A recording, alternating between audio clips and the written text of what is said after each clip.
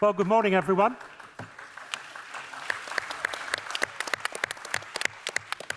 Good morning, everyone, those here in the room in Berlin and those of you watching us remotely. Welcome to our discussion about a new paradigm for economics. I'm Declan Curry. I'm a journalist and broadcaster. I've been covering business and the economy for media outlets around the world for about 30 years, and I've been involved with global solutions and its various incarnations for at least the last 15 of those. I'd like you please to join me in welcoming our speakers. We have Salma Abbasi, Heather Graeber, Moritz Schullerich, Dennis Snower, and David Sloan Wilson. Give them all a round of applause, please.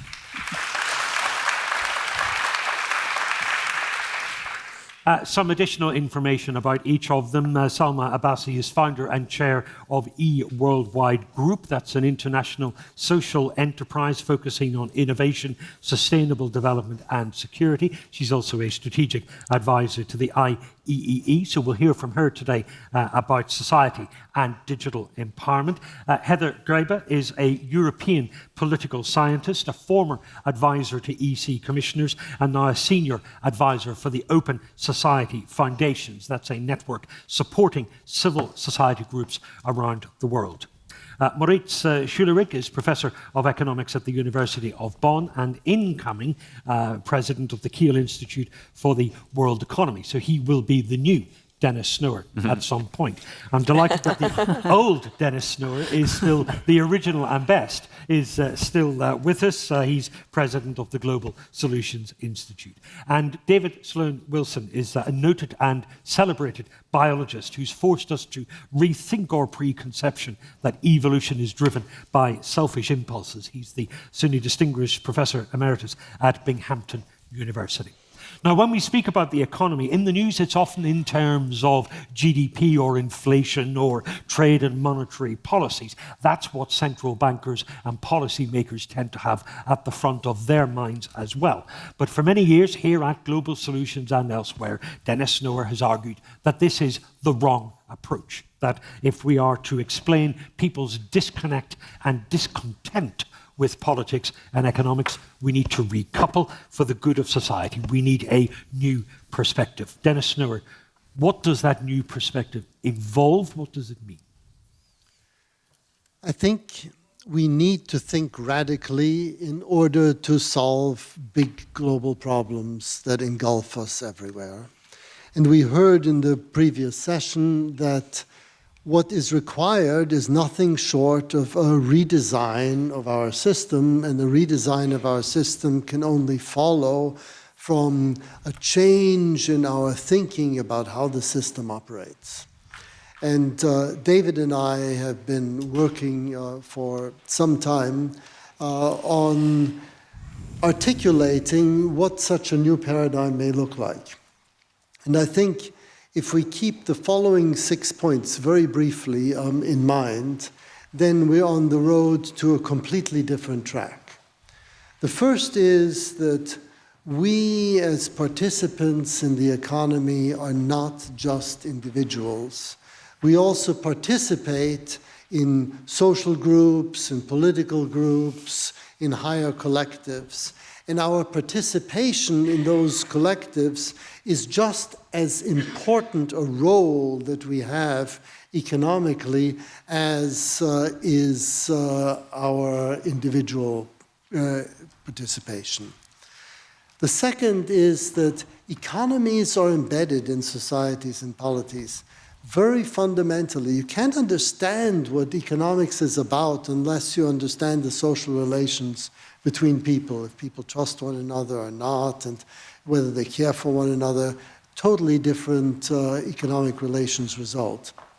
And so thinking, as we often do in the public discourse, that if we've got a problem, then it needs to be solved by either the government or the market, leaves out something really important, and that's society, our embedded in social groups. So that's sort of... Isn't society and government the same thing?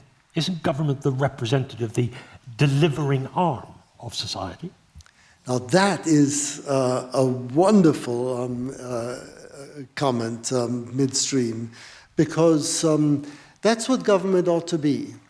But in the process of the increasing complexity of our polity and our societies, we've delegated more and more responsibilities to government, and as a result, also our ability to accumulate information through the internet has grown so much, we feel that we're not represented enough by government. Because you, in your opening remarks this morning, you talked about how the scale and the nature of the challenges that face us should make us consider radical approaches. And you talked about the current sort of democratic systems, democratic networks, and business and economic networks being means to an end.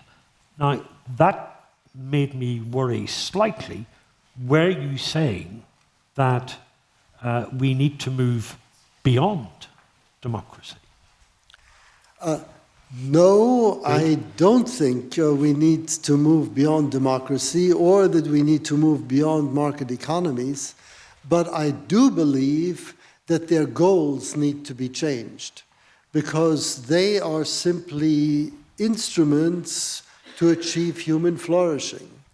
And if we just keep these central elements of human flourishing that I mentioned in mind, solidarity, agency, gain, and environmental sustainability, and see that these are means to living embedded in good communities, having a sense of being able to shape one's life through one's own efforts, satisfying one's basic material needs, and not killing nature, that will get us onto the right track in thinking what should be our goals for nations and businesses. Okay, thank you. I know you have other points you wish to make. We will come back to those. Salma Abbasi, that we bring you in. You're an advisor to the high and mighty around the world, but you're also, I know, even recently you've been researching with communities that in the United Kingdom would be seen as deprived and left behind. So you have such a wide perspective on this. What are your thoughts? Well, first of all, I completely agree with Dennis. The sense of urgency is critical. We are at the tipping point when you look at the deterioration of society. Coming from the secret area you described is Luton, which is half an hour away from London, where we have knife crime, gangs, machetes on the streets, young people playing out their virtual world in reality in the town centre. And people are pretty helpless in this strife that is going on. And this does not describe the part of London that I'm from. So no, we're only 40, 50 miles apart, and it could be a different planet. Absolutely, absolutely. It's like a horror movie playing out. Now, what I believe are the fundamental challenges that we have is the misrepresentation or the non-representation. We have these broadening divides. As a technologist, I'm an advocate for technology. I love working with the IEEE, Advancing Technology for Humanity. However, who controls the reins? We have the economic divide, which is very evident around the world. You can look at India, who's going to be hosting the G20. You can look at England, any country. There's a huge divide growing. There's a social health and an educational divide. Then there's a political divide. USA, a couple of days ago, some of the speakers were talking about how the elite from Yale and Harvard are there. We have the issues of England, everybody from Eton being a politician. How on earth do you understand the ground reality that people are suffering? Isn't this room the elite? This is the problem. Because everybody's representing the people, the society. Where is that consultative process with ethics and with equity? You can have a consultation, but what does that mean? Did you listen? So then let's go on to the digital divide. Now, lucky we're two ladies on this panel. The gender divide, the gender digital divide, the gender health divide. So women are being marginalized across the east and the west, the north and the south, whatever you say. Who's raising the families? Primarily the children. So that in itself is a huge issue. Now, what do we need to do? We need to address this with an ecosystem. We need to look at policy change, economic drivers from a holistic perspective, which looks at driving and pushing social entrepreneurship. And I mean that not just the big private sector, government, as you were asking, who's in charge. We need to bring in academia. We need to bring, as the Institute is saying, the young minds, but from all levels, all aptitudes. Not every degreed student is the best student. Hard knocks is also a great learning grind. I think the pandemics in itself represents the economic shift that occurred. The lessons learned, the innovation from Africa and Asia must be brought into the context of Europe and the Middle East and, of course, America. Why social enterprise? What's the advantage of social enterprise over the existing networks and systems that we have? Lovely. So I'm teaching at the moment at 5 universities. One of the biggest challenges I try to teach is not just the commercialization, but the survivability, the sustainability of your business. Who needs it? It's got to be needs-based. And that's why I say ecosystem. At the moment, I think one of the superstars for me in the Islamic Development Bank world, we've been commissioned to work on STIE, Science, Technology, Innovation for Economy. When you look at Malaysia's 10-10 vision, it's all these different types of theories, these different types of technologies put into practice from the green economy. When you deal with them in isolation as a government, it's hard to put them together with any meaningful way. Just like digital transformation. I hate the word digitization. Digitization just means electronic doing the same rubbish that you were doing before. Transformation means doing it differently. It's so true. So the renewable energy, the clean energy, the blue economy, space technology, all of these things put together with AI, big data, biotech, humanity at the core. If we don't put humanity at the core, we will not achieve what you want to see in the world. What does it mean? This paradigm shift will be driven by innovation, by people, and by needs. And when we start doing this, governments make their own national strategy. They don't know how to implement it. Honestly, it's a policy, it's a piece of paper. We've got to make it, streamline it, make it meaningful. Have within it, I call the word teeth. In the teeth, it's got to be implementable, accountable, integrated, but made in a consultative process. We are all old. It's the young people. The world is for them. So we have to engage the youth, their ideas, which is what we've been doing in Luton as well. What can we do to change the future and provide hope? Okay, thank you. I'll stop there. We'll come back for some other reflections in a moment. Heather, grab a based on what you've been hearing already. From the Open Society Foundation's perspective, revolutionising, drawing up new structures, new approaches to the world's challenges is exactly on your agenda. Well, Open Society Foundations has worked for 3 decades to ensure that civil society can thrive because of the need for the connection between communities and the state. And we're now starting a very different kind of transformation in order to take account of the impact of human activity on nature and on the planet, which is going to involve a much bigger role for the state. We already see that happening. I think one of the big paradigm shifts is the reordering of economic priorities, where it's not just about efficiency, it's about resilience and security. That's very clear in the US, where, just in recent weeks, Jake Sullivan and Janet Yellen have put out how important it is that economic policy serves human needs without destroying the planet. And that's something very different from previous generations, the past 30 years of globalization and the focus on efficiency. And in Europe, we also see a big push towards economic security. It's this enmeshment of economic security with border security. But there's a big missing dimension here. We're constantly seeking security through more supply. I can tell that your microphone is causing you a little bit of difficulty. If I could ask someone from our technical team just to step forward and have a look at Heather's microphone. We will come back to you because I want to hear that point that you were making. Maurice, just pick up your thoughts on what we've heard so far and then add your dimension to it. Great, thank you. First of all, thanks for having me here. And I can really pick up where Heather left it, and I hope your microphone gets fixed quickly. I think we've transitioned from a world where economic liberalization, globalization were seen as an end in itself, and we are getting to the question what's actually it's a means to an end. And I think the diagnosis today is pretty clear that we the old sort of globalization paradigm has produced enormous wealth. It has taken hundreds of millions of people out of poverty, but it has left our democracies in a very bad state. We've heard some of these social issues. It has not made our world order safer. The idea that globalization, economic integration would promote peace and understanding and make also the newcomers to this global order responsible global citizens has not always been kept. We have wars again in Europe, not far from here.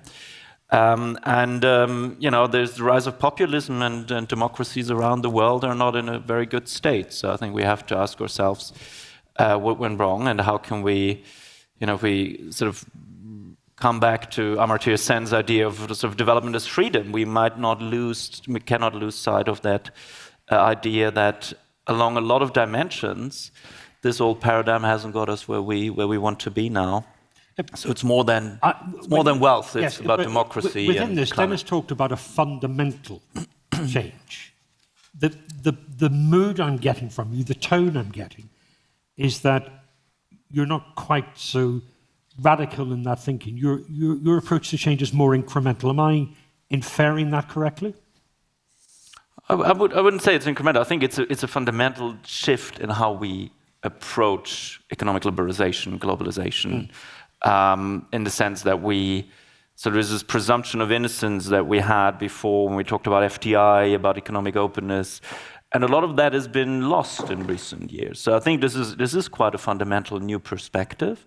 I think, as Dan has also said, I would never give up on democracy and I would not give up on market economies because they are best chance we have to solve the problems that we have. I mean, I would even say they're the only chance if our goal is eventually to increase freedom and human development in that very broad sense in the world. So I very much push back against the notion that some kind of authoritarianism or populism or any other supposed shortcuts get us to where we want to be in a more just, greener, more sustainable world. Which echoes what Salman Abbasi was saying in her remarks, that when we talk about solutions, they need to be implementable, but it's helpful if they're from the ground up, if they've come from a common experience, a shared experience, or a perception of need. Well, you're talking to a macroeconomist, so I kind of will believe in the macro and will not give up that notion that there is some role for government and economic policies to steer change on the macro level by getting the incentives right, by making, shifting. And I think this is what we're talking about mainly today, is shifting the, not giving up on the tools we've used in terms of being open, being liberal, being democratic, but shifting the political focus towards a management of globalization that is truly sustainable. And that is, I think, if you want to, I guess in a nutshell, globalization has been economically very successful, but it has been politically mismanaged. And that's why we're here today, to get that management of globalization right. Okay, thank you, Heather. We've, with apologies for the microphone, we've given you a whole new one. I think this is very much the heart of the question. We're seeing a reordering of economic policy priorities from a focus on efficiency, getting those supply chains to be as vertically integrated as possible, and both COVID and then the energy shock and the need for a very rapid decoupling from Russia last year have led governments to put a lot more emphasis on resilience and on a much more reliable economic policy framework, which of course can build in some redundancy. You move from just in time to just in case in the private sector as well as the public sector, and massively more state intervention, definitely in energy markets. We see this in the US, IRA and so on, and also in Europe, particularly through regulation.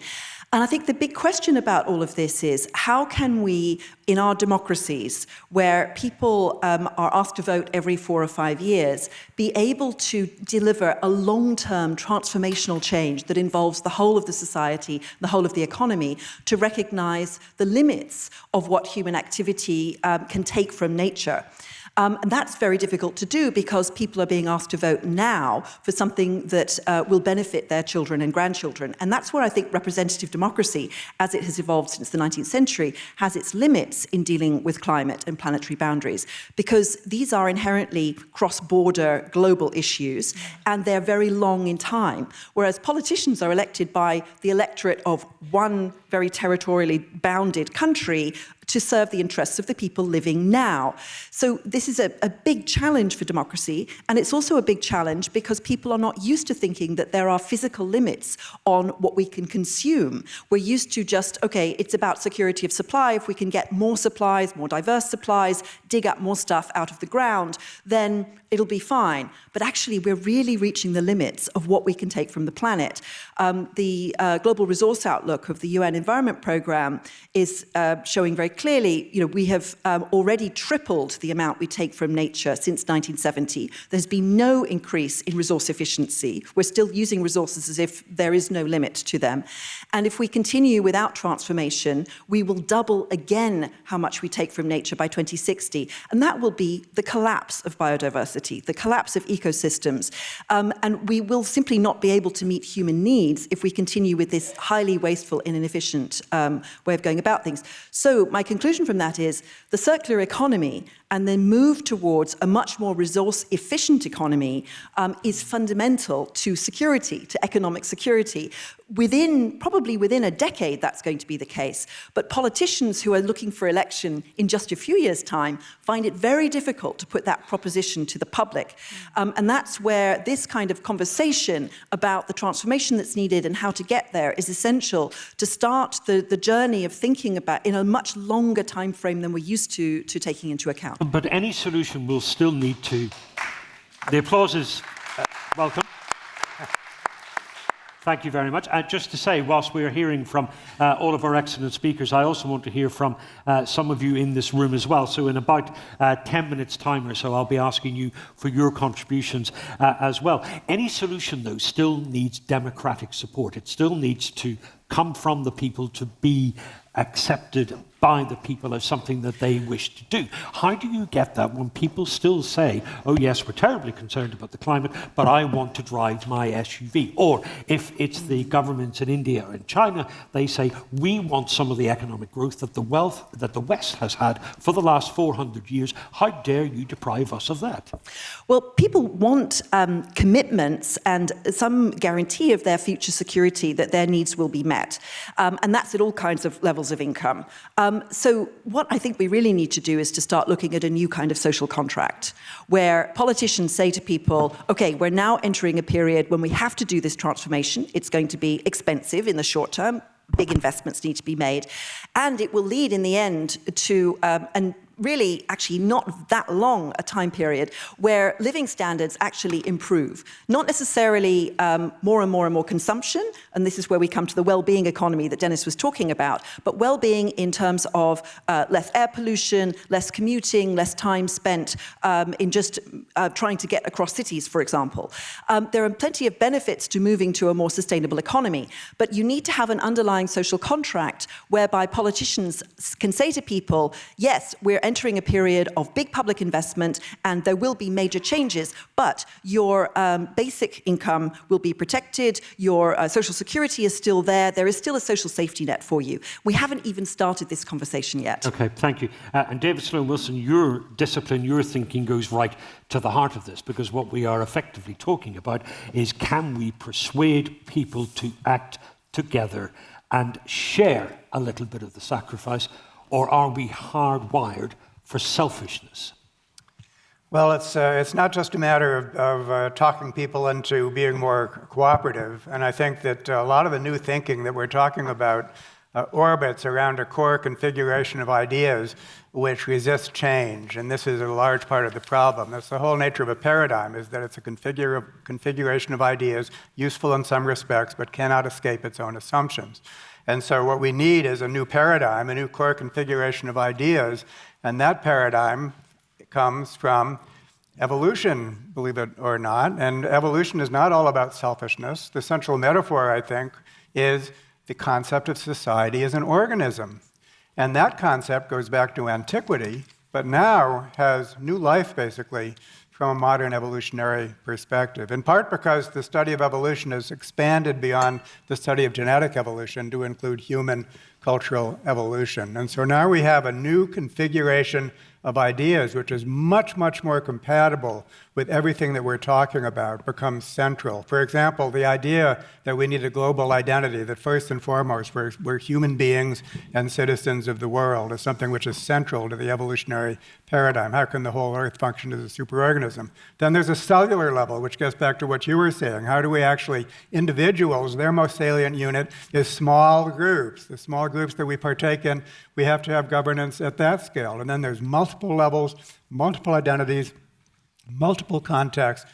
It's hard work to create a superorganism, and we have new tools for doing it. So, but aren't we fundamentally selfish beasts? No, of course not. We're not, and that's always been a vulgarization of evolution. And human beings, Homo sapiens, genetically is inherently cooperative. Individuals never lived alone, always lived in highly cooperative groups, even when those groups were warring with other groups. And so we are much more like ants in their colonies than you might think. And that's part of the problem, is that when we function, when we're made to function as individuals, relying only on our own resources without having social resources, then our bodies and minds regard that as an emergency situation. It's the biggest mismatch that you can imagine. But the suggestion of a colony is interesting, because that might indicate that in any tension over food supplies, energy, water supplies, we will act as colonies against other colonies. The idea of there being a single global solution that satisfies everyone is not there. Oh, it is there, but it has to be constructed. And so we have group upon group upon group. And the level of cooperation has to be expanded at the global level. That has to be a conscious endeavor. But a point I also want to make is that it's inherently participatory. We don't want the kind of global organism in which individuals are skin cells or something like that. But in human society, it is inherently democratic. It's done with, not done to. And that is true from the smallest scale all the way up to the largest scale. So there is something about this new paradigm which inherently supports such things as markets, democracy, rapid competitive processes. We need to find new solutions, and those solutions have to replace other solutions. That's a competitive process, but it's selecting for the right things, basically competing in the right ways. And so there's a whole body out there that I bet that 98% of the people in this room will be newly encountering it. And so I think that and when they do, in my experience, they love it. It's not as if people are closed-minded about this. They're eager for it. So it's a matter of basically transmitting this very new body of information. It's there for everyone to learn about. And Dennis and I, among many others, I think we're passionate about establishing this new paradigm, which will make all of these wonderful ideas, it'll take them from the periphery and will make them central. Okay, thank you. So we've had a discussion of the concept. We've had an element of practical discussion to this as well in terms of climate change. But if we draw out some of the key thinking, and Dennis, forgive me if I'm sort of mangling some of this, economies and polities should reward activities that promote the well-being of people and penalise activities that undermine societies. The economy should be participation in collective endeavours to tackle collective problems, and business should sustain economic prosperity and also social and environmental prosperity. That's the encapsulation of it. How do we apply that to some practical issues? Take, for example, you hate the phrase digitalisation of society, but if nothing else, the pandemic showed us that we are a much more digital society, Salma Bessie, than we ever were before, and that's only going to increase. Mm-hmm. So how do we take Dennis and everyone else's thoughts about collective activity for the common good and contrast that with a world that's increasingly digital and increasingly dominated by Facebook and Meta and Instagram and Twitter? Who controls who here? Yeah, no, it's a very big, difficult question for me to answer. But let's separate the who controls who aspect, because that leads to what David was saying. A lovely practical example from the pandemic is that we all really demonstrated a couple of things that unite us as human beings in the context of food, where the food is produced in the villages. And currently there's a program that's being developed using smart logistics and supply chains for resilient food systems in Africa, East Africa in particular. And we've been working on smart corridors, refrigeration, clean energy. So integrating all those new technologies that will have less of an impact on climate change, but right skilling and upskilling all the players involved, including the policymakers, having that consultation, that real consultation that brings in the private sector, academia, small SMEs and businesses. We have to invest across an ecosystem that has a governance structure, accountability framework, so that when somebody takes full control, i.e. Facebook, Twitter, there are consequences. They are not today enforceable. Regulations may be there, but the positive contributions to the economy can be seen for sustainability and supporting the SDGs. However, how do we control the disproportionate monopoly? The gentleman from India talked about it. I'm also from India. When you talk about the digital colonialization of the world. Now, India, China, and America, right up there. The rest of the countries are playing catch up. So maybe Estonia, but we've got poor regulations, they're not enforceable. We've got greed, we've got lobbies, we've got corruption, unaccountable scales of corruption, unprincipled players, the bias on the systems, confusion within this whole digitization, vendor-driven, versus what do we need? So we have to look at the systemic approach to what it is we're trying to solve, and then bring in the communities. But one caution I want to put on the table, when you talk about humanity, I'm an optimist, but when our young children, the next generation, are living and breathing online into this ungoverned space and being forced into addictions of things they don't even know, how are they going to be the future of an empathetic society that cares? That's what I'm worried about, the next generation. The 15-year-olds that are going to be the next CEOs of companies or next innovators. But what are the solutions? The solutions is these companies are so dominant, they appear to be beyond any sense of control by national government, by global organization, by local communities. They're a world of their own. Well, I actually don't think they're a world. We use them. We in each country, and in India, obviously we have the ability. We use them as their supplicant. Yes, but we have to be able, they need us. Remember, these social media platforms will not function without the users. So it behooves a government to actually enforce and create a safer space with regulations, bringing in the voice of the young. Why are we signing a Facebook terms of reference? Why aren't they signing ours? I'm advocating young people to write your own terms of reference, know your data, opt out of everything until you know what that means. And this is where the EU comes in. Yes.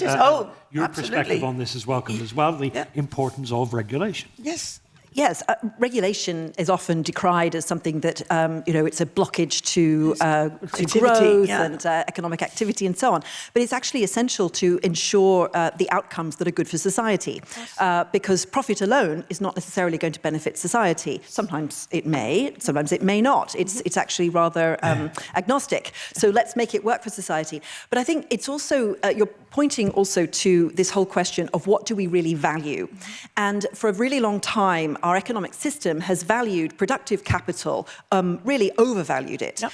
We've undervalued human capital, which is why people are treated either as just workers or consumers rather than as whole people, and that's beginning to change now. We're seeing the way that companies treat them differently. But we don't value nature at all. It costs you nothing to chop down a rainforest and lose all of those ecosystem services. So I think that there are some very big changes coming in how we value the things that are really essential to maintaining our planet as a habitable place. So we've really got to internalize the externalities that economics has completely ignored for a couple of centuries now. So one would be, for example, to value ecosystem services, which suddenly would up the GDP enormously of a lot of developing countries because they have those ecosystems, which are already lost in most of Europe and the United States, for example. That means new accounting standards, new ways of measuring GDP. We've got to move beyond GDP.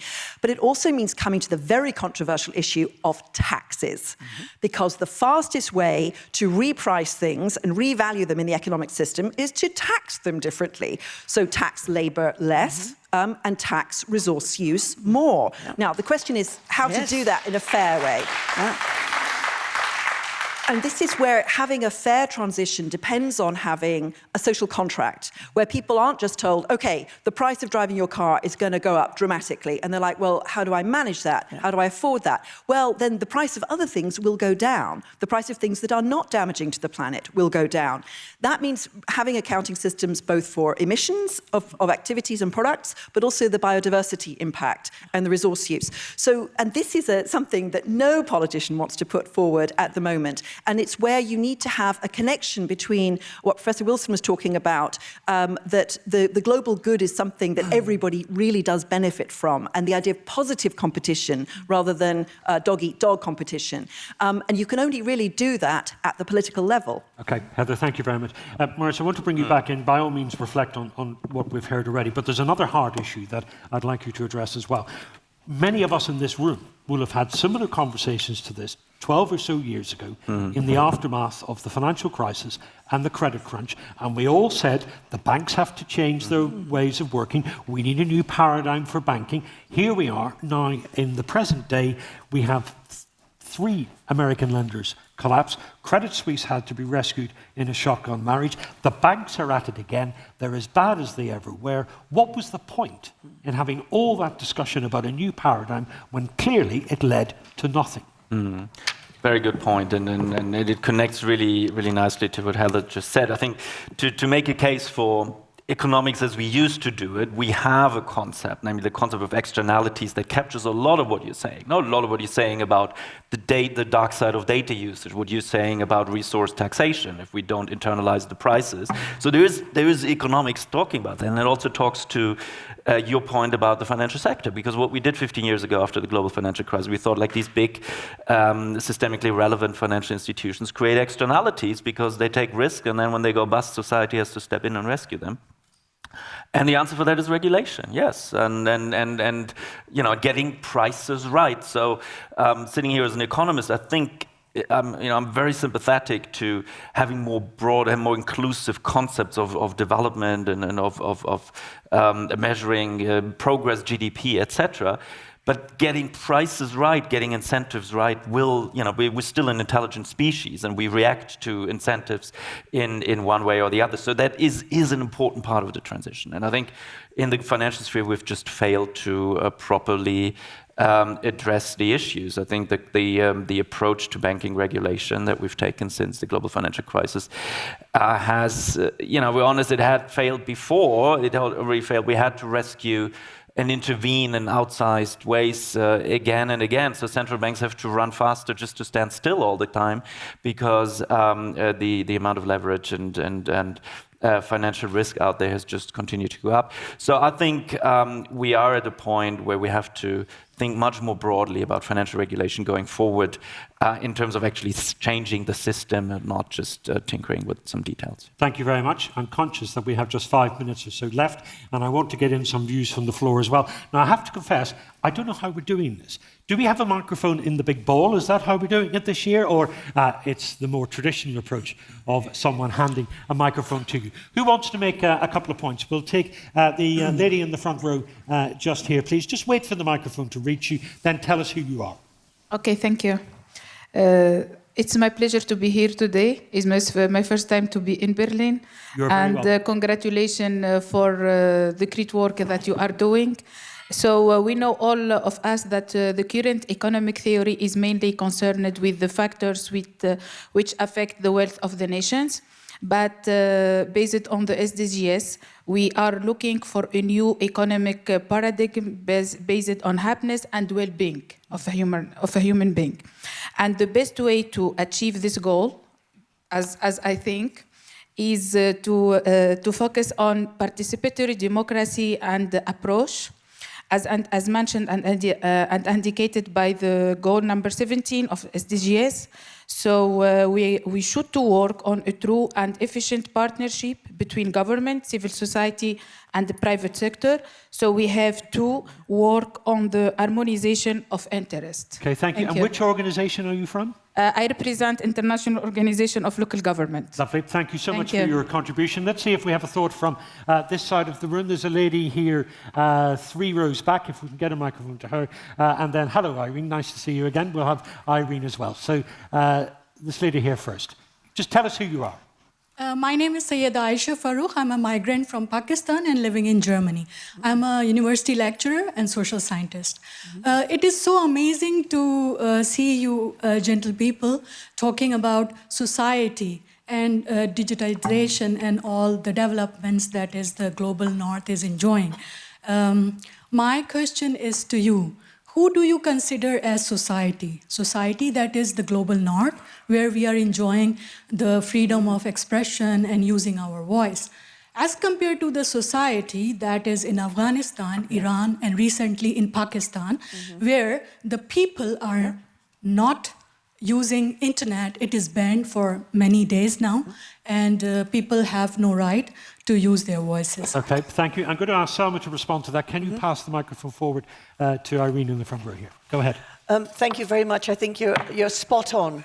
It's the value of life. Where does democracy matter? How can Imran Khan be put in jail, be not a matter for Rishi Sunak to say, it's not our business, it's their business? We have double standards, and the sad thing is everything's online, so the population, the governments are losing trust because of this lack of equality and equity in everybody's lives. The education issue in Afghanistan is just kind of under the radar in many, many places. The society, from the way I'm working with the Pakistani community in Luton, is Bangladesh, everybody you can think of. But starting with the mothers, because the patriarchal society exists live and strong, misogynistic in societies there, we have to take great pains to identify the beneficiaries and the cross-section who are the players in the society. The boys and the girls at all age groups and all academic aptitude, especially those out-of-school kids. Thank you. Got to stop you there. Yep. Irene, just a minute, please, if you could. Okay. I'm struck by the dichotomy between long-term planning, which we need to address issues, and the 2 4-year elections in every democracy. That was a terrific point. President Biden passed an infrastructure bill that is long-term, but in its impact, but because people don't see it, he's punished by it as being seen as not doing anything. So, you know, even when a politician does right, he doesn't get awarded for it. So, going to China, is it possible, and I'm a big Democrat with a big D, that their model of long-term planning and long-term elections probably works better, because in terms of building a forward-looking economy that is successful? Hurts me to say this, but given what the model that you have talked about, it's something that is worth thinking. Thank you very much. And in case you're wondering, why has he been so nice to her? Irene's been a part of this family of discussion for even longer than I have, so it's delightful to see you again today. Dennis, quick thought on this, and I know, Heather, you want to come in as well. Very quick thought, and that is, it is really important for us to know where our well-being comes from. If we assume that it only comes from the satisfaction of our consumptive wants, then we're on the wrong track. Because in practice, we plunder our planet in the hope of achieving a well-being that we never achieve because we have identified consumptive wants as the center and ignored our other needs. And if we continue to understand better what you have put into the conversation, which is our participation in collectives. Society starts in small groups, our families, immediate communities, and builds up from there. This is absolutely essential for our well-being, and taking that into account will change the mindset of people and drive democracies and market economies in a different direction. Dennis, thank you. The clock shows we're out of time, so last 30 seconds, and David Sloan Wilson, I'd like to hear from you. Well, democracies actually have a pretty good record in planning long term. We've created huge social security systems in Europe. We've built and planned major public infrastructure. It's not that democracies can't do this. It's that politicians have to put forward a social contract that shows people why investment now will benefit them in the future. And I think that what we need now for the transformation that's coming is actually to deepen democracy at local level in particular. So deliberation with local communities about where to site a wind turbine, for example, how to decarbonise at city level. This is the way to go. It's not top-level authoritarianism. And we have the European Union, which allows for long-term planning across electoral cycles because you have 27 countries working together. Thank you very much. David Sloan-Wilson, the last thought in the discussion is yours. Well, I think that long-term planning needs to be balanced with concentration of power. And when you have concentration of power, then, of course, that's the entire problem. So somehow we need to combine an emphasis on long-term planning, for sure, but also make it fully participatory with the checks and balances so that we don't have a concentration of power. So I think that's...